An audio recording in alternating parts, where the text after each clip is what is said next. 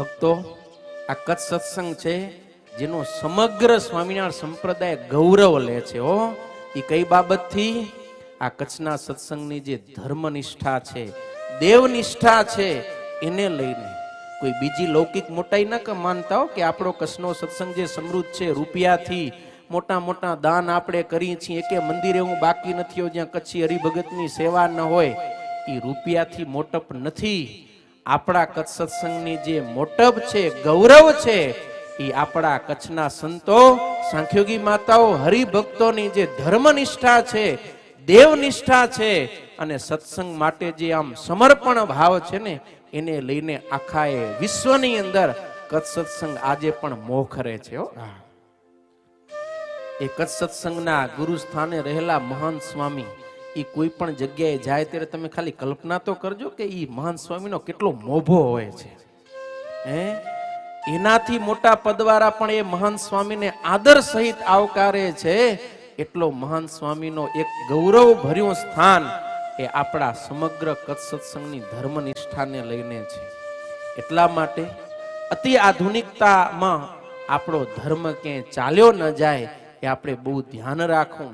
ભલે ઉપવાસ ન થાય પણ અનાજ તો એકાદશીના દિવસે ક્યારેય ન ખવાવું જોઈએ, એટલે ન જ ખવાવું જોઈએ. શક્તિ હોય તો આપણે ચોક્કસ ઉપવાસ કરીએ, ન થાય તો ફલાહાર કરીએ. પણ ફલાહારમાં પછી જેમ પૂર્વે વાત કરી એમ ખાલી આપણી ઇન્દ્રિયોને લાડ લડાવવા, જીભના સ્વાદ માટે વાનગીઓ બનાવીને ખાઈ એમ નહીં. જો હું તો અહીંયાથી કહું કે હવે ફરાળી આઈટમનો ઇન્વેસ્ટમેન્ટ ના કરો, જેટલા થયા એટલા ઘણા છે એમ સમજો તમે. આવિષ્કાર નવા નવા જેટલા છે એટલા ઘણા, એટલા આપણે નથી ખાઈ લેતા.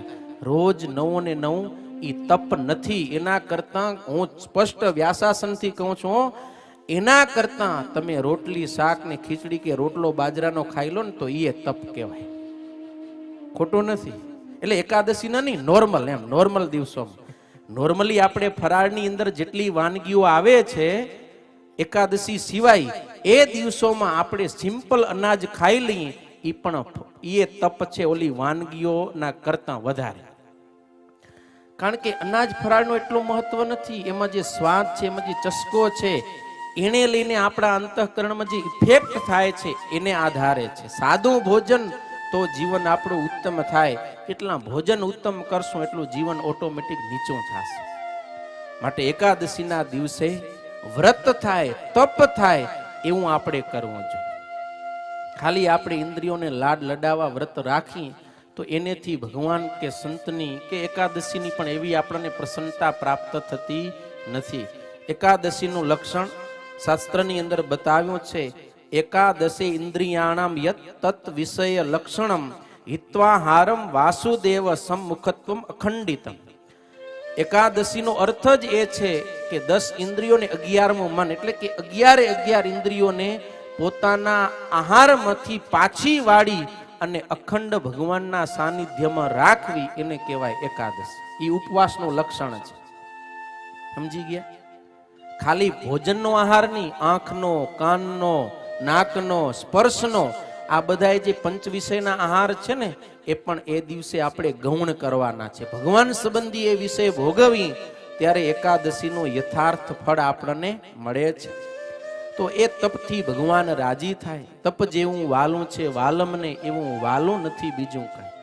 એટલે તો બદ્રિકાશ્રમમાં રહેવા છતાંય ઋષિઓ તપ કરે છે. અને આજે પણ આપણા સત્સંગની અંદર આ સંતો, સાંખ્યોગી માતાઓ ખૂબ તપ કરે છે. બધાયથી નથી થતું પણ કરનારા કરે છે. આ સભામાં એવા એવા સંતો બેઠા છે કે એણે વર્ષોથી અનાજ સમૂરું ખાધું જ નથી.